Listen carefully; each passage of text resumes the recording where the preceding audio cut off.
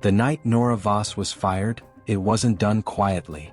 It was done in the middle of the office, in front of 40 people who suddenly found reasons to stare at their screens.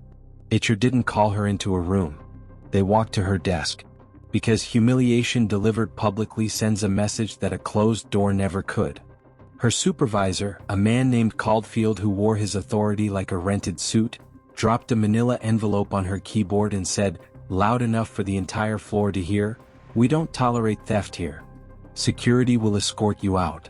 Nora didn't steal anything. She knew it. And somewhere in that room at least one other person knew it too.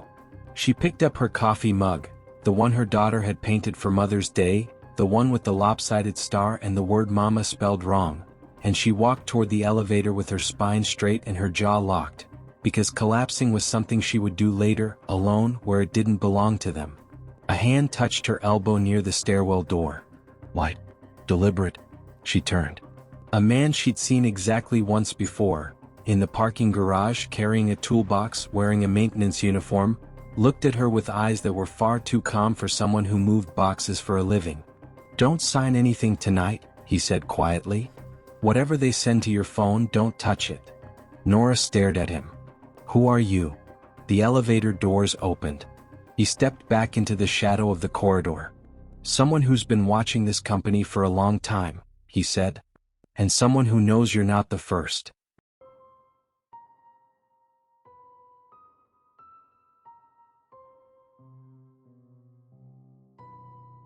Nora had worked at Harlan and Voss Financial Group for 6 years.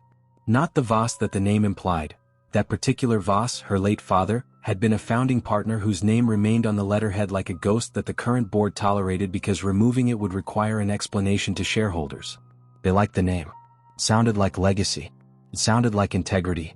It was useful to them in the way that the reputations of honest people are always useful to those who have none of their own, borrowed, displayed, never earned. Nora had no shares. She had a mid-level analyst position she had earned without the surname's help, specifically because she had insisted on it, had walked in through the front door with a resume that listed her maiden name, Nora Ellis, and had been 2 years into the job before anyone connected the dots. By then she had a record. By then her work spoke before her name did, and she had preferred it that way, had protected that arrangement with the specific vigilance of someone who understood that the moment her father's name became the explanation for her presence would mean something different. She was good at what she did.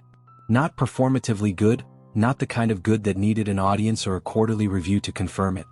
The quiet, structural kind of good. The good of someone who understood numbers the way musicians understand time signatures, as a language that told the truth if you knew how to read it, that hid nothing if you were patient enough to follow it all the way to the end.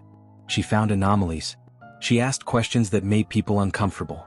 She had, over 6 years, flagged 3 separate discrepancies in client accounts that turned out to be billing errors amounting to nearly $200,000 in overcharges, errors the company had quietly corrected without ever formally acknowledging that she'd found them. No memo. No acknowledgement. Just the error quietly disappearing, like someone had reached into the system and smoothed it out, and Nora had been left looking at the correction and understanding without anyone needing to say it, that finding things was welcome and being credited for finding them was not. She had learned from this something important. That being right in a room full of people who benefit from you being wrong is its own particular kind of danger. She had filed the lesson carefully. She had thought she understood it. She had not yet understood how far it went. The week before her termination, she had found something. Not by looking for it, she had been processing routine quarterly reports, cross-referencing vendor payment schedules against approved contract terms, the kind of methodical, unglamorous work that most of her colleagues avoided because it was tedious and rarely produced anything interesting and there was no visibility in it, no meeting where you got to present the findings and be seen being intelligent. Nora had always done it anyway because the tedious work was where the truth lived. This time it had produced something. A pattern of payments to a vendor called Airline Solutions, a name she'd never encountered in any contract she'd seen, a name that produced nothing when she searched the company database, a name that had the slightly arbitrary quality of something invented rather than the organic specificity of something real. Payments consistent, quarterly, significant. And tied, when she traced the account codes 2 levels deep, to client funds. Not company operating funds. Not Harlan and Voss's own money. Client money. The money of people who had sat across a desk from a financial advisor and said, "I trust you with this." Money belonging to people who were funding their retirements, their children's education, the medical care they'd need eventually and were saving toward with the patient, disciplined faith of people who believed the system worked. She had printed the report. She had put it in a folder.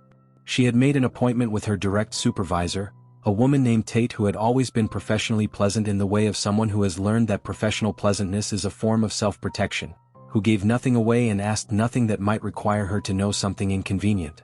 Tate had listened with an expression of careful attention that Nora now understood had not been attention at all but the practiced performance of it. She had said she would look into it. She had said it in the tone of someone who was already deciding what to do next, and the decision had nothing to do with looking into anything. That was on a Monday. By Wednesday, Nora had noticed something shift in the room, not dramatically, not in any way she could have pointed to specifically, but the quality of people's attention when she walked past had changed, had acquired the specific texture of people who know something and are watching to see if you know they know. By Thursday, there was a performance review on her desk that she had not been notified was coming, full of language about errors in judgment and concerns about accuracy and a pattern of behavior that bore no relationship to any evaluation she had ever received in 6 years of consistently strong reviews. By Friday, the manila envelope landed on her keyboard in front of 40 witnesses. She didn't cry in the elevator. She made it to her car first. She sat in the parking structure with the door locked and the engine off and Lily's coffee mug on the passenger seat, the lopsided star catching the flat gray light that filtered through the concrete levels, and she cried with the specific, full-body grief of someone who has been wronged by a system they believed in, who has done every single thing right and been punished with the efficient brutality of a machine that had decided the outcome before she walked in. She cried for 8 minutes. She knew because she watched the clock on the dashboard, not because she was counting but because the clock was the only thing in her line of vision that wasn't blurring. Then she stopped. She took a breath that came from somewhere lower and more durable than the place where the grief had been. She picked up the coffee mug. She placed it in the cup holder with the care of someone handling something irreplaceable. She started the car. And she thought about the man in the maintenance uniform and his calm eyes, and the complete absence of surprise in his face when he told her not to sign anything, and the specific word he had used, not the first, which meant he had a list and she was somewhere on it. Her daughter Lily was 9 years old and possessed the particular perceptiveness of children raised by parents who told them the truth, not the edited, comfortable truth, not the version shaped to protect them from complexity, but the real thing, offered in age-appropriate doses with the respect of someone who understood that children deserved accuracy as much as they deserved protection, possibly more. Lily had grown up understanding that life was sometimes difficult and that difficult did not mean wrong, and that the correct response to hard things was not to pretend they weren't happening but to sit with them honestly and decide what to do next. Nora had taught her this. She had taught it by example rather than instruction, which was the only way it stuck. And so when Nora walked through the door at 2:30 in the afternoon, 2:30 when she was never home before 6, when her presence at this hour was its own kind of alarm, Lily looked at her mother's face with those eyes, her father's eyes, deep and steady, and said nothing. She went to the kitchen. She made chamomile tea from the box Nora kept in the back of the cabinet for the days when other things didn't work. She set 2 cups on the coffee table, sat beside her mother on the couch, and leaned gently against her arm with the warm, uncomplicated weight of someone offering presents rather than solutions. Nora sat there and felt the weight of her daughter against her side and thought, with the clarity that sometimes comes through the worst moments, I have to fix this. Not for me. For her. She is 9 years old and she just made me tea without being asked, and she deserves a mother who did not let them win. She had not signed anything. The notifications had been arriving since the elevator. HR, the company attorney whose number she didn't have but who apparently had hers, the unknown number from the parking structure again. Don't sign. They're moving fast. I'll explain tomorrow. 7 a.m. The coffee shop on Harlan Street, the one with the blue door. Come alone. She had turned her phone face down on the counter for an hour because the notifications had the relentless, industrial quality of a system in motion, a machine executing a plan that had been set in place before she'd ever printed that report, and she had needed to be still before she could be anything else. When she picked it up again, she read the unknown message 3 times. The rational voice, the one she'd cultivated over years in an industry where rationality was the price of admission and also the primary defense, said everything that rational voices say about strangers who contact you at crisis moments. Dangerous, unknown, potentially another arm of the thing that had already reached into her life and rearranged it. The other voice, the one she had learned over those same years to treat with at least as much respect as the rational one, said, he told you not to sign before you knew you'd need to be told. He was positioned in that parking structure before the termination. He was watching before this happened. Whatever he is not on their side. She went. The coffee shop on Harlan Street had the slightly self-conscious charm of places that have been trying hard for long enough that the trying has become genuine. Mismatched cups, the smell of good coffee and something baking, the sound of a jazz record playing just below the level where it demanded attention. The man was already there when she arrived, at a corner table with its back to the wall and a clear sight line to the door, with 2 coffees already poured. He had watched her arrive and she had watched him watch her, and neither of them pretended otherwise. In the morning light, without the dim of the parking structure behind him, she could look at him fully for the first time. Around 40, she estimated, with the kind of face that would be called unremarkable if you weren't paying attention and quietly arresting if you were, a face that had decided long ago to do its living beneath the surface, where most people didn't look. He was dressed plainly. Jeans, a dark jacket. But the plainness sat on him in the same way the maintenance uniform had, like clothing chosen specifically rather than defaulted to, like a person who had made a decision about visibility and was executing it consistently. He said his name was James. No last name. She accepted this without pressing, because she understood that names were something people offered when they were ready and that pressing before then produced lies rather than truth. You said I'm not the first, she said before the coffee reached her lips. Tell me about the others. There was a woman 2 years ago, he said. An accountant named Sue Jean. She found a discrepancy in a vendor payment schedule, not the same vendor Nora had found, but the same structure, the same pattern, the same particular combination of code routing and account classification that was designed to look routine until someone followed it far enough. Sue Jean had followed it far enough. She had been gone within a week. Not fired publicly, not made an example of, that had come later apparently as they refined the method, but walked out quietly, her credentials revoked, a reputation damage campaign run below the surface through professional networks that left no fingerprints. Before she left, she had given James what she'd found. He had sat with it for 2 years, building the broader picture, waiting for the right moment and the right person. Why me? Nora said. James held her gaze with a steadiness she was beginning to recognize as his default rather than a performance of it. Because you found it without being directed to it, he said. Because you've been in that building for 6 years and your record is clean and your credibility was unimpeachable until 48 hours ago. And because, he paused. Because the way you walked out of that building yesterday told me something about the kind of person you are. She looked at him. What did it tell you? He wrapped his hands around his cup. That you were angry, he said. Not broken. Angry. Those are very different things and only one of them is useful. Nora's sister Bev called that same afternoon with a particular tone, warm on the surface, weighted underneath, of someone who has heard a version of events from a source they're not going to name and is calling to deliver, under the disguise of concern, a verdict. I heard, Bev said without specifying the channel, which meant the channel was embarrassing. Nora, these things, once they're in the air, people don't remember the details. They remember the headline.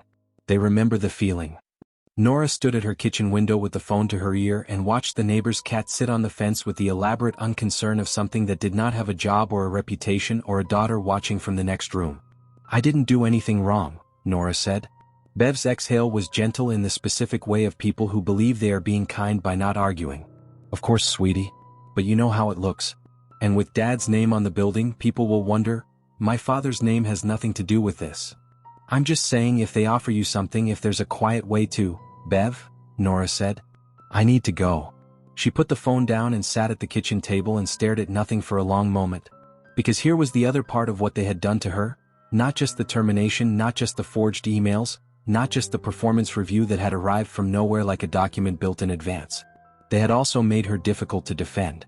They had put her name in the public air with the word theft attached to it, and now every person in her life was quietly deciding what to believe, and the ones who loved her were calling to suggest that fighting was more complicated than surrendering. This was the part of the strategy that cost you the most. Not the legal exposure. The loneliness. She recognized it. She filed it. She called James. Grace Patel's office was on the 4th floor of a building that smelled like old paper and ambition, and Grace herself was a compact, dark-eyed woman in her late 40s who had the particular bearing of someone who had chosen her field because she believed in it and had spent 20 years discovering that belief, properly applied, was its own form of armor. She shook Nora's hand and looked at her with the directness of someone taking inventory, not unkindly but thoroughly, and said, James tells me you found the airline thread. Nora said, I found it on a Tuesday. I was gone by Friday. Grace nodded once, unsurprised in a way that itself communicated something about the consistency of the pattern. They've gotten efficient, she said. The first time they did this there were loose ends. By the time they reached Sujin the process was cleaner. By the time they reached you it was almost elegant. She spread documents on the desk, printed pages, organized with the precision of someone who keeps evidence the way a surgeon keeps instruments. Airline Solutions is a shell company, she said. Registered offshore, no verifiable physical address, no employees that appear in any public record. It has received payments from Harlan and Voss totaling over $4 million in the past 3 years, all coded internally as vendor services. Nora looked at the numbers. Vendor services for what? Grace looked at her with the flat, steady patience of someone who has delivered this kind of information many times and has never found a way to make it easier. That, she said, is what they are paying very significant sums of money to ensure no one ever answers. The client account records that Grace spread on the table next to the airline documents were the part that made Nora go quiet for a long time. Not the shell company. The shell company was theft at a corporate level, theft done in the language of systems and structures and code numbers, theft that was genuinely devastating but that retained the abstraction of scale. The client accounts were different. The client accounts had names. Retired teachers, small business owners, a woman who had listed the account purpose as grandchildren's college fund with a specificity that made it real in the way that large numbers rarely were. The amounts taken from any single account were, individually, small enough to fall under automatic detection thresholds. Someone had understood the thresholds and designed around them, which meant the design was deliberate and the deliberateness had required someone to look at those accounts, those names, those purposes and make a decision to take anyway. Nora pressed her hand flat on the table because she needed the solid surface of something that wasn't going to move. These are real people, she said. Grace said, yes. Nora said, and my name was the one they attached to this. Grace said, you were convenient. You had access to the relevant accounts as part of your role. Your father's name created a narrative, a woman trying to reclaim an inheritance she felt she was owed. It was designed to be believable. Nora looked at the table. It was designed before I found anything, she said slowly. Grace said, they were watching you for months. The file they built on you predates your discovery by almost a year. The room was very quiet. Outside, the city continued with its ordinary business, completely indifferent. Tell me how we prove it, Nora said. All of it. In a way they cannot take apart. The firm James arranged for her was called Cressida Partners and it occupied 2 floors of a mid-rise building near the financial district, close enough to Harlan and Voss that on clear days she could see the top of the building from the window of the small conference room where she sometimes ate lunch. She thought about this occasionally, the building visible above the roofline, the name still on the facade, the 40 people who had watched her walk to the elevator without saying anything, and she used the thought the way you use a wound that's healing. Not to open it but to check that it still existed, that the anger was still functional, that she hadn't gotten comfortable. Comfortable in this situation would be dangerous. She needed the anger in working order. Her title at Cressida was Record Support, which was exactly as invisible as it sounded and exactly as useful as James had said it would be. She processed invoices, cross-referenced accounts, flagged discrepancies in the methodical, unhurried way of someone who had decided that the work was the point and the audience was irrelevant. She arrived 5 minutes early every day. She left on time. She ate lunch at her desk 3 days a week. She was, by every visible measure, a woman who had been diminished and had accepted it, who had found a smaller room to be quiet in while she waited for the noise to die down. This was the performance and she executed it with the same quiet competence she had applied to everything in her professional life, which meant she was very convincing, which meant nobody was watching too closely, which was exactly what was needed. What she was actually doing, in the unhurried spaces between the visible work, was reading. Not documents she'd been assigned. The documents she'd been assigned were the cover. She was reading the patterns underneath them, the same way she'd read the airline pattern, following the logic of the money through the layers of code and classification it had been given to look like something it wasn't. By the 4th day she had found the secondary channel, a different vendor name, a slightly modified routing structure, the same fundamental architecture. A backup. She photographed the relevant pages with the secondary phone James had given her, sent them to the number that went to Grace's secure server, and went back to the invoice she'd been processing as if nothing had interrupted it. The coworker at the desk beside her, a pleasant man named Terrence who brought in good coffee on Fridays and asked questions only about the work directly in front of him, noticed nothing. Most people notice only what they are already looking for. James appeared in the building occasionally, in ways that would have seemed random to anyone who didn't know he was tracking a specific pattern. She had learned to recognize the particular way he moved through a space, the slight deliberateness of someone orienting themselves, the calibrated casualness of someone making a choice look unconsidered. One afternoon she passed him in the corridor near the supply room and he fell into step beside her for 30 seconds, just long enough to say quietly, "Reeves met with 2 of the offshore account managers last night. They're starting to feel the pressure." She said without looking at him, "How much time do we have?" He said, "Less than I'd like. More than we need." They reached the end of the corridor and he turned left and she turned right and no one watching would have registered it as anything other than 2 people walking in different directions. She went back to her desk and sat down and found, with some precision, the thread he'd just given her and began to follow it. He brought her to his real office on an evening in the 3rd week. Not the maintenance corridor, not the coffee shop. A top-floor space in a building she recognized as Hart Capital's address, which was the name that had been in the news for 30 years in the way that names attached to serious money are in the news without ever being at the center of it, the name of people who were powerful enough to choose invisibility. The elevator opened into a private hallway. The carpet absorbed sound in the way of places designed for conversations that didn't need to travel. She stood in the doorway of his office and took it in, clean lines, a city view that had the specificity of something chosen rather than assigned, bookshelves organized with the pragmatic density of someone who used what was on them. She said, "This is a significant distance from a toolbox." He turned from the window. He said, "Sit down. I'll explain all of it." She sat. She crossed her arms, not defensively but with the settled patience of someone who has decided to receive information and evaluate it without assistance. "All of it," she said. "Start from where you were before the parking structure." His name was James Calloway Hart, and he told her this the way people tell the truth when they've been managing it for long enough that relief and exposure arrive in the same breath. Hart Capital had been built by his father 30 years ago from a regional investment operation into something that appeared in financial publications under the category of things that didn't need to explain themselves. His family held minority investor positions in over 60 companies, the holdings managed with the particular patience of people who measured time in decades rather than quarters. Harlan and Voss had been part of the portfolio since its 2nd year of operation, brought in by a handshake agreement with the original founders, including Nora's father, in an era when that was still how serious business sometimes got done. He had grown up knowing the company the way you know a place your parents talked about at the dinner table, as a background presence in the larger architecture of the family's work. He had inherited a board seat and a fiduciary responsibility and, 3 years ago, a growing discomfort with numbers that didn't resolve the way they should have. The discrepancies were subtle, not the kind that would appear in a standard audit, the kind that required the specific attention of someone who knew what the numbers were supposed to look like and was paying close enough attention to see where they diverged. He had raised it internally first, which was the required path and also, as he now understood, the path that had given them time to prepare. Reeves had been the point of contact. Smooth, comprehensive, full of explanations that satisfied the surface and deflected the depth. He had told James the issues were transitional, tied to a vendor restructuring that was being corrected.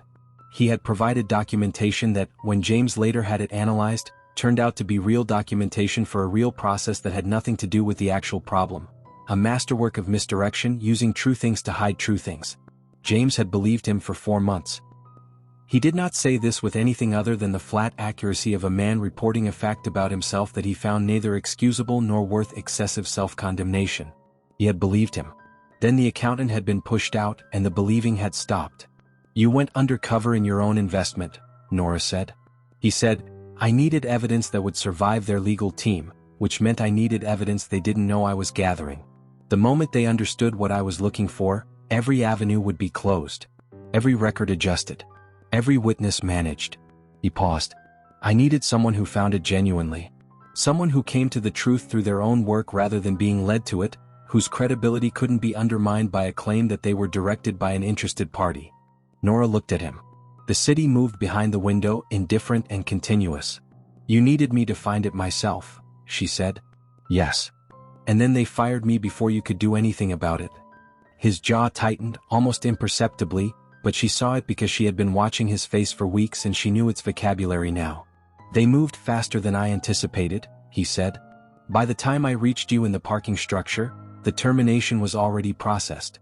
The emails were already in HR's system. The performance review had been backdated." He stopped. "I got there when I got there," he said. "And I'm sorry it wasn't sooner." She looked at him for a long moment. The apology was not decorated. It was not surrounded by qualifications or explanations or the defensive architecture of someone trying to minimize. It sat there simply, available to be accepted or rejected on its own terms. "You still should have told me who you were," she said. He said, "Yes." She said, "Why didn't you?" He said, "Because if you'd known I was an investor, every conversation would have been filtered through the question of whether I was protecting myself or protecting the case. I needed you to trust the work before you could trust me." She sat with that. It was, she recognized with the slight discomfort of genuine honesty, exactly the reasoning she would have applied. It was the right call, she said. It was still a lie. "Yes," he said again. She appreciated that he didn't try to make it into something else. The night she left his office, she sat in her car outside the building for a while without starting it. The city was doing the thing it did at 9:30 on a weeknight, settling into its quieter register, the light shifting from the high blue of commercial hours to the lower amber of people going home. She thought about her father's name on the building. She thought about the handshake that had brought James's family into the company, the era of built-on trust that had preceded the era of built-on systems, the world her father had believed in and had apparently been right about long enough that when it started being wrong, the wrongness had had somewhere to hide. She thought about Lily asleep on the pull-out couch at her sister's apartment because Nora had decided the apartment wasn't safe yet, and Bev, for all her phone calls and her gentle insufficiency, had said yes immediately when Nora asked if Lily could stay. Some people couldn't fight alongside you, but they could hold the important things while you did. She thought, that is enough. It has to be enough. She started the car. She drove toward the work. The flash drive arrived on a Thursday. Grace set it on the desk between them without preamble, which was how Grace handled most things that required weight, by letting the weight speak without adding to it. It had come from Sujin, she explained. The accountant who had been removed 2 years before had been following Nora's situation from a distance with the particular alertness of someone who recognizes their own story playing out in real time for someone else, who knows the ending of the story and is watching helplessly to see if this version ends the same way. Sujin had been in contact with James through a channel she had established before she left. She had been careful, Grace said, more careful than she'd needed to appear, because she had understood in those final days that careful was going to be the thing that let her survive with enough intact to eventually be useful. The drive contained everything she had compiled before they got to her.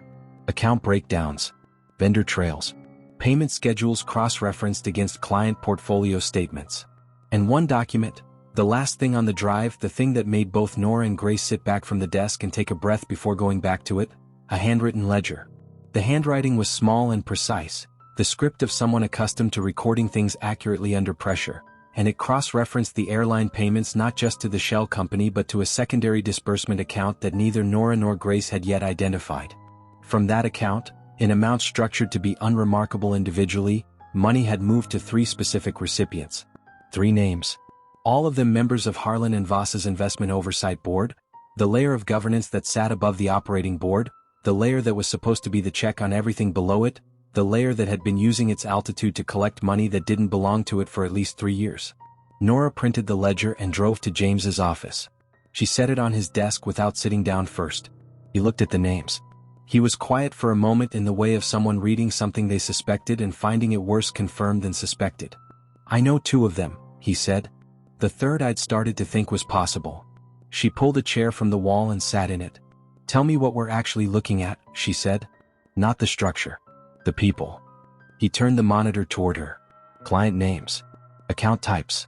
The specific categories of human trust that Harlan and Voss had been licensed to hold.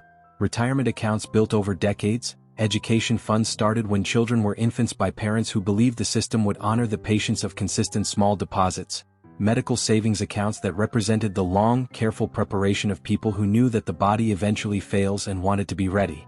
The names weren't famous. They weren't powerful. They were ordinary in the specific way that most lives are ordinary, which is to say they were full and specific and real, and the people who had drained them had never looked at the names at all. "How many accounts?" Nora asked. James said, "Currently identified over 400. We believe the full scope is larger." She pressed her lips together. She thought about her father's voice, the specific, unhurried quality of it, the way he had talked about the business not as a machine for producing returns but as a responsibility, the kind of speech that teenagers find embarrassing and adults find themselves returning to. She said, "My father believed this company was something worth building." James was quiet for a moment. "I know," he said. "That's partly why I need to end it." She looked at him. "Then show me how," she said. The days that followed were the kind that left marks, not the visible kind, but the kind that changes how a person moves through a room, the kind that reorganizes the interior landscape in ways that only become fully apparent later when you look back and can see the before and the after with the clarity of distance. Nora moved through Cressida Partners and through the occasional necessary appearances at other locations with the particular focused calm of someone who is holding many things simultaneously and has decided that dropping any of them is not an option. She called Lily every evening at 7:30. She listened to her daughter's account of the school day, the lunch table dynamics, the book report on a bird migration that Lily had decided was actually about loneliness, which Nora thought was correct. She said goodnight and she put down the phone and she went back to the work. This was how it had to be. This was the shape of it. She had made the decision in the parking structure and she was honoring it, and honoring it meant not looking sideways at the cost. The plan was constructed with the patience of people who understood that speed was what the other side had and patience was what they had, and that these were not equivalent forces but that patience, properly maintained, was the stronger one. James walked Nora and Grace through it over 3 evenings in the Hart Capital office, working through the components in sequence because each one depended on the previous and the whole of it was too contingent and too precisely timed to be absorbed as a single architecture. A controlled document. A false offer. A meeting at which the people who had dismantled Nora's life would be invited to complete their own dismantling. "We're not catching them doing something new," James said on the second evening. "We're letting them do what they always do. We're just making sure this time it leaves a mark they can't clean." Grace's contribution was the legal and regulatory infrastructure, the filings already prepared and held in a state of readiness, the contacts at the relevant federal agencies who had been briefed under strict confidentiality terms, the precise sequence of documentation that would be triggered the moment the right actions were taken in the right order. She spoke about this with the specific, almost musical certainty of someone who has prepared for a long time for a particular kind of performance and is now warming up. Nora's contribution was the document itself. She built it over 2 days, alone in the small conference room at Cressida after everyone else had gone, with the secondary phone beside her and a legal pad covered in the notes she was already planning to burn. It was a single-page compliance summary formatted in the precise internal style of Harlan and Voss. The header, the account code structure, the specific terminology that only someone fluent in the company's internal language would produce naturally and that anyone attempting to fake it would get slightly wrong in ways that native speakers always notice. It contained enough genuine data to be credible, specific enough to indicate that the author knew exactly where the money was and how it moved. And it contained one piece of information that did not exist: a witness name. A person who had never worked at Harlan and Voss, whose deposition was described in 3 lines of carefully crafted legal-adjacent prose, whose testimony pointed directly and specifically to CFO Reeves as the operational architect of the payment structure. If the document was legitimate, the rational response was to address the witness through proper legal channels. If the document needed to be suppressed, if the names in it needed to be managed, if the witness needed to be made to go away, the response would look entirely different. And every action taken in that second direction was traceable through the architecture James's team had built into the document's file structure, into the communication channels around it, into the metadata that would survive any attempt to clean it. The meeting was arranged at the Harlan and Voss executive floor, called as an independent compliance review initiated by an outside regulatory body, which was accurate and not the whole story, and the gap between those two things was where the trap lived. Nora got dressed in the quiet of Grace's guest room, where she'd been staying for the past week. She wore the suit she'd bought 3 years ago for her performance review, the one that was not trying to announce itself. She looked at herself in the mirror for a long moment, not for confidence. She was past the point where mirrors provided confidence. But to confirm the composure, to make sure what she was carrying inside was not visible in the way she was holding her face. She was afraid. She was also something else, something underneath the afraid that was older and more durable. She picked up the folder. She left the room. Outside the window, the city was bright and indifferent in the way it is on the mornings when important things are about to happen, giving nothing away, requiring nothing from you, just there. Reeves was already in the 14th floor conference room when she arrived, seated with the comfortable authority of someone who had decided this meeting was a formality. Beside him was Harold Stroud, the senior investment board member whose name appeared third on Sue Jean's ledger, silver-haired and composed in the tailored way of people who have been comfortable for long enough that comfort has become an aspect of their appearance. They looked at Nora with the eyes of people seeing something smaller than they expected. A woman who had been publicly disgraced, who had been managed, who should not have been able to walk into this room with anything that mattered. This was the look she had been waiting for. This was the look she needed them to still be wearing when she opened the folder. She set it on the table. She opened it. She watched them read. She watched the composure on Reeves's face begin its slow, structural departure, like watching a building go still just before something shifts in the foundation. She watched Stroud's eyes move down the page and stop at the witness name and harden with the specific, involuntary quality of fear that has been surprised into visibility before it can be managed back down. "Where did you get this?" Stroud said. His voice was still controlled, but the control was now a thing he was actively doing rather than a thing he simply had. Nora said, "From the file your team built on me. The one with a date stamp that predates my discovery by almost a year. Which means you built a case against me before I gave you one. Which means this was never about what I found. It was about what I might find." She held the board's gaze. "You didn't fire me because I stole something," she said. "You fired me because I almost understood something." The room went very quiet. Stroud's hand moved toward the folder. Nora placed hers on it first. "Every person who touches this document has been logged," she said. "Every action taken from this point forward has been recorded." Reeves looked at Stroud. Stroud looked at the folder. In a car on the street below, a federal investigator's screen lit up with a notification she had been authorized 3 days prior to act on. It didn't arrive with the drama that the story deserved. It arrived with paperwork, which is how the real consequences of real wrongdoing always arrive, not with sirens or confrontations in marble lobbies, but with documents filed and calls made and a sequence of institutional processes set into motion that, once started, continued with the indifferent, grinding reliability of a machine that has been correctly calibrated and is simply doing its job. Harlan and Voss came under federal investigation on a Thursday morning. By Friday the story was in the financial press, framed with the dry, precise language of regulatory action that managed to communicate the full scope without sensationalizing it, because the full scope was sensational enough without assistance. The investment board members were named. Reeves was named. 2 members of the operating board who had known and declined to act were named alongside them. The Airline Solutions shell company was named, and the offshore accounts it connected to, and the 3-year payment trail that the documents now entering the public record traced from those accounts back to the people who had been quietly filling them with other people's futures. Nora watched the coverage from Grace's office, seated at the long table with a coffee she kept forgetting to drink, with Grace beside her reading the same articles with the focused attention of someone checking that the facts being reported matched the facts that existed. Lily was at the other end of the table, doing a worksheet on state capitals with the serious absorption of a child who has decided that the adult's activity is important and she should be respectful of the space around it. Nora looked at her daughter at the end of the table, the pencil moving across the worksheet, the slight frown of concentration, the hair escaping from the elastic she'd done herself that morning, and felt something she couldn't have named efficiently settle into place. This, she thought. This is what it was for. Not the result in the abstract. This specific person at this table in this moment, safe, continuing, unafraid. The calls began arriving by noon. Former colleagues, some of whom she hadn't spoken to since the termination, calling with the specific blend of apology and information gathering that distinguished the people who were genuinely sorry from the people who wanted a narrative they could use at the next dinner party. She answered the genuine ones. She let the others go. There was a message from Terrence, her desk neighbor at Cressida, that said simply, "Always thought something was off. Glad you're okay."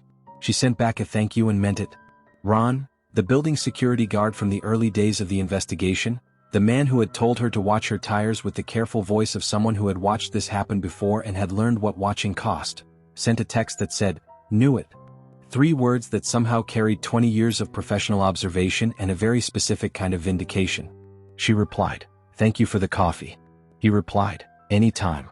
Sujin called from the number Grace had finally shared, and they spoke for 45 minutes with the particular emotional texture of a conversation between 2 people who have been through the same thing in different years and are finally in the same room about it.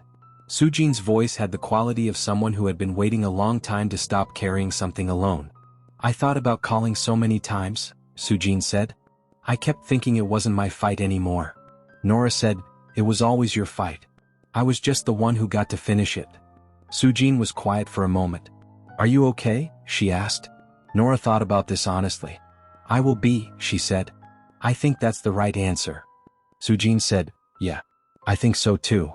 The settlement offer came through Grace on a Monday, delivered by a legal team that had acquired, in the preceding 72 hours, the specific energetic quality of people running toward an exit. The number was, as Grace described it, significant in the panicked way rather than the generous way, which were distinct categories with different meanings. Panic meant they had looked at the full scope of their exposure and made a calculation about the cost of fighting versus the cost of resolving, and the resolution was cheaper. Grace counter-proposed with the composure of someone who had been preparing this counter-proposal for longer than the other side had known she existed. The counter included the full client account audit, the fund restoration program for all affected accounts, the pension provisions, the scholarship program that had been drawing from contaminated funds for 2 years without the scholarship recipients knowing. These were the non-negotiable terms. These were the part Nora would have walked away from the settlement without. The company agreed. She didn't celebrate when Grace called to tell her. She sat with it for a moment in the quiet of the morning and thought about the 400 names on the client list and the people behind the names and the retirement accounts and the children's education funds and the medical savings, and she said, "How long until the accounts are made whole?" Grace said, 90 days, fully audited. Nora said, "Make sure they hold to it." Grace said, "That's what I do." James was not in the settlement meeting. He was managing his own parallel situation, the investor accountability process, the Hart Capital restructuring, the board-level reckoning that came from having held a minority position in a company while fraud was conducted through its accounts. He was handling it with the thoroughness she had come to expect of him and an additional layer of something that she recognized, having spent weeks watching him closely, as genuine remorse. Not the performed variety, not the strategic remorse of a person managing consequences, but the real kind, the kind that changes behavior. He called once during the week of the settlement, briefly, a call that lasted 4 minutes and that he seemed to have made specifically to ask how she was. Not the case, not the status, not the outcome. How she was. She said, "Working." He said, "I know. I mean the other part." She looked at the city through Grace's window for a moment. "I'll tell you when I know," she said. He said, "I'll be here." She appreciated that he didn't make it more than that. Her father's name came down from the building facade in March, removed by a facilities crew on a Thursday morning while the board that had ordered it was in a meeting with attorneys discussing the terms of the company's restructuring. Nora heard about it from Bev, who called with the expectation of distress and received instead a silence that contained something Bev didn't have the vocabulary for. "Are you upset?" Bev asked. "No," Nora said. She was not upset.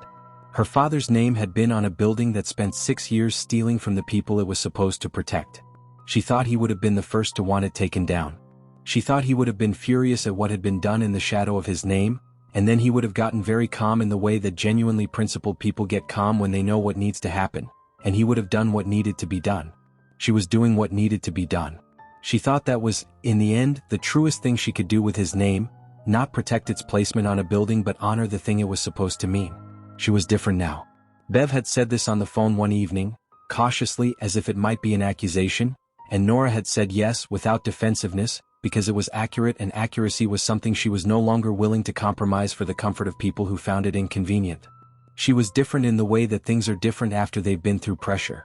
Not diminished, not broken, but refined to something more essential. She knew what she was for now. She knew it with the specific, clean clarity of someone who has been tested at the exact point where what they are made of is revealed, and has found that what they are made of holds. This was not the confidence of someone who had won. It was something quieter and more durable than winning. It was the knowledge of what she was and what she would do with it. James called on a Tuesday afternoon in early April and asked her to come to the Hart Capital office. When she arrived, he was at the window again. The same window, the same city, but spring now, the light different, the particular softness of early April replacing the hard clarity of winter. He turned when she came in. He was not in a suit. He was, she thought, as close to off guard as she'd seen him, which was a thing she had been waiting to see without knowing she was waiting for it. He told her Hart Capital was restructuring its approach to investment oversight, specifically the monitoring of portfolio companies' compliance and ethics infrastructure, the gap through which 3 years of fraud had moved undetected.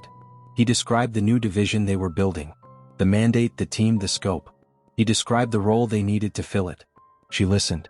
She asked 3 questions, all of them specific and structural, none of them about title or compensation, because the title and compensation were not the point and he would have known if she treated them as though they were. When he was done, she was quiet for a moment. "You built this around the work," she said. "Yes," he said. "I built the structure around what the work requires. The person who does the work will define it more than the structure will." She looked at him. "You're offering me the job." He said, "I'm asking if you want it. Those are different things." She considered this. "You know I'll run it my way," she said. "I'm counting on it," he said. "And Nora, this isn't because of what you went through. is because of what you are. The thing you went through just made it visible. She held his gaze. She thought about the parking structure, the coffee shop on Harlan Street, the records room at Cressida, the 14th floor conference room where she'd put her hand on the folder and watched the composure leave a powerful man's face. She thought about 8 minutes in a parking garage and the decision that came after them. She said, yes. That evening she sat on the floor of her own apartment. She'd gone back to it 2 weeks ago, changed the locks, put Lily's artwork back on the refrigerator where it belonged, with Lily beside her and a pizza box between them and a movie neither of them was really watching playing on the laptop across the room. Lily had heard most of the story now in the age-appropriate version, which was more complete than most 9-year-olds received and exactly as complete as this particular 9-year-old required. She had asked good questions. She had been angry on her mother's behalf in the clear, uncomplicated way of a child whose moral framework is not yet sophisticated enough to make excuses for bad behavior, which Nora privately found bracing. Now Lily was eating pizza and leaning against her mother's shoulder and there was nothing particular being said and nothing particular needed to be said. The apartment had the quality of a room that has been reclaimed, the familiar objects in the familiar places, the smell of it, the particular quality of the light in the evening, all of it charged slightly with the awareness of how close it had come to being lost.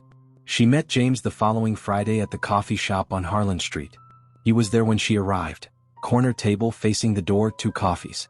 He looked at her with the expression she had come to know well over the months, the one that was alert and careful and, underneath both of those things, quietly certain in a way that had nothing to do with confidence and everything to do with the specific steadiness of a person who has decided something and is no longer in the process of deciding it.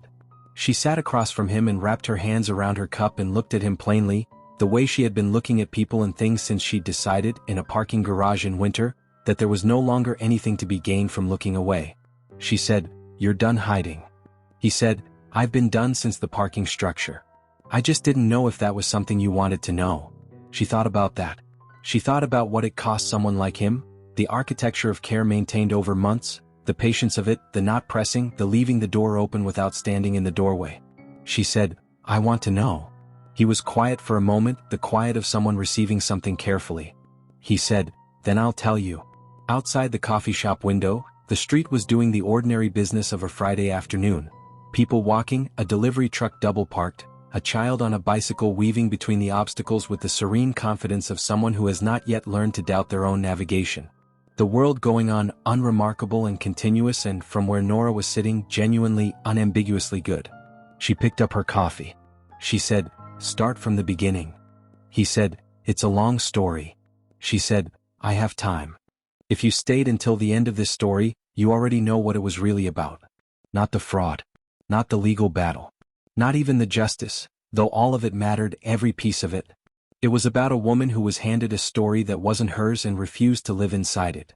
Who walked out of a building carrying a coffee mug and a spine made of something they hadn't anticipated. Who did the work, in the dark, with no audience because the work was the point. If that stayed with you, if you know someone who needed to hear it or if you are someone who needed to hear it, share this video. Subscribe for more stories like this one.